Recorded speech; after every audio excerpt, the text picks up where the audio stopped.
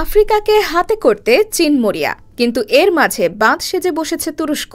তাই অনেকেই ধারণা করছেন নতুন করে আরেকটি লড়াইয়ের সম্ভাবনা রয়েছে, আর তা হবে চীন তুরস্ক লড়াই।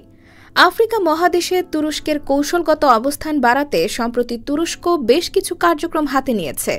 সোমালিয়ায় অফশোর তেল খনির সন্ধান ও সামরিক সহযোগিতা বৃদ্ধির মাধ্যমে সেখানে একটি নতুন ক্ষেপণাস্ত্র পরীক্ষা কেন্দ্র চালুর চেষ্টা করছে তারা। ১৯৯৮ সালে আফ্রিকান ইনিশিয়েটিভ পলিসি গ্রহণ করার মাধ্যমে অঞ্চলটিতে বাণিজ্যিক, কূটনৈতিক ও নিরাপত্তা চুক্তিগুলো দৃঢ় করার উদ্দেশ্যে কাজ করছে তুরস্ক।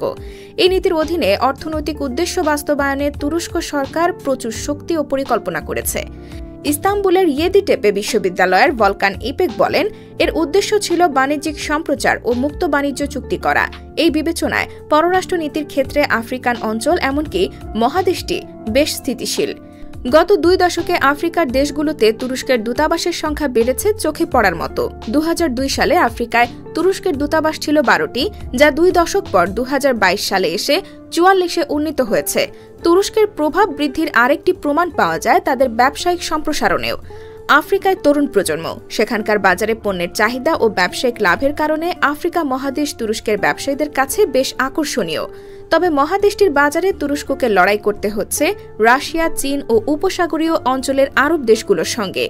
আর মানবাধিকারের প্রসঙ্গ এলে চীনের ব্যাপারে আফ্রিকা যে অবস্থান নেয় তা তুরস্ক কিংবা পশ্চিমাদের বিরুদ্ধে যায়। যেমন ২০২০ সালে জাতিসংঘের মানবাধিকার কাউন্সিলে হংকংয়ে চীনের বিতর্কিত জাতীয় নিরাপত্তা আইনের বিষয়ে যে ভোটাভুটি হয় তাতে ২৫টি আফ্রিকান দেশ বেইজিংয়ের পক্ষ নেয়। হিউম্যান রাইটস ওয়াচের ভাষ্য অনুযায়ী বৈশ্বিক উদ্বেগের বিষয়ে জলাঞ্জলি দিয়ে আফ্রিকান নেতারা চীনের কাছ থেকে অর্থনৈতিক সুবিধা পাওয়ার দিকটিকে অগ্রাধিকার দিচ্ছেন। আফ্রিকান নেতাদের সঙ্গে চীনের মধ্যে কিছু সাধারণ বোঝাপড়া আছে। এ বোঝাপড়ার ক্ষেত্র মূলত ৩টি। এগুলো হলো মানবাধিকার, অর্থনৈতিক স্বার্থ ও অভ্যন্তরীণ বিষয়ে হস্তক্ষেপ না করা, যা ক্রমাগতই তুরস্কের কাছে হুমকি হয়ে দাঁড়িয়েছে। বাহিরে তুরস্কের সবচেয়ে বড় সামরিক ঘাঁটি সোমালিয়ার রাজধানী মোগাদিসুতে। সম্প্রতি প্রতিরক্ষা ও নিরাপত্তা বিষয়ে কয়েকটি চুক্তির পর মোগাদিসু তুরস্কের সেনাবাহিনীর সবচেয়ে বড় ঘাঁটিতে পরিণত হয়েছে। জুলাই মাসে তুরস্কের জ্বালানি মন্ত্রী আলপারসলান বায়রাকতার সোমালিয়ার সঙ্গে একটি তথাকথিত হাইড্রোকার্বন অনুসন্ধান ও উৎপাদন চুক্তি সই করেন, যা আঙ্কারাকে সোমালি উপকূলের ৩টি ব্লকে তেল, গ্যাস অনুসন্ধান ও উৎপাদনের একচেটিয়া অধিকার দেয়। চলতি মাসের শেষ নাগাদ অথবা অক্টোবরের শুরুর দিকে এই অঞ্চলে একটি অনুসন্ধান জাহাজ পাঠাতে পারে তুরস্ক। জরিপ অনুসারে দেশটিতে কমপক্ষে ৩,০০০ কোটি ব্যারেল তেল ও গ্যাসের মজুদ রয়েছে।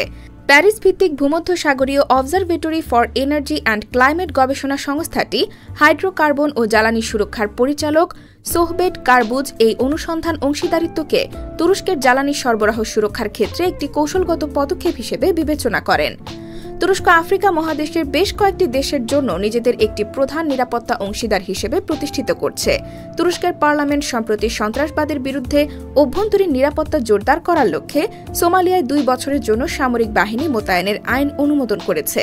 অস্ত্রের প্রয়োজনজনিত ঘটনার সংখ্যা বাড়ার সঙ্গে সঙ্গে প্রতিরক্ষা সহযোগিতা আরও বিকশিত হওয়ার সম্ভাবনা রয়েছে।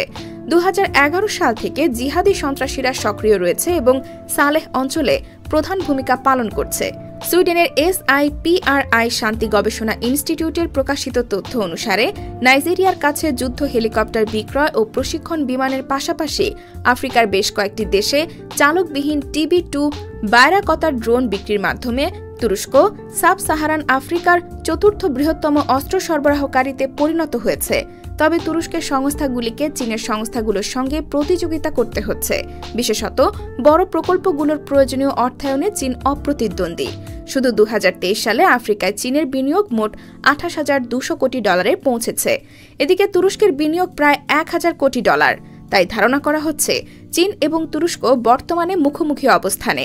আর এমন চলতে থাকলে হয়তো পৃথিবী আরেকটি বড় লড়াইয়ের সম্মুখীন হবে।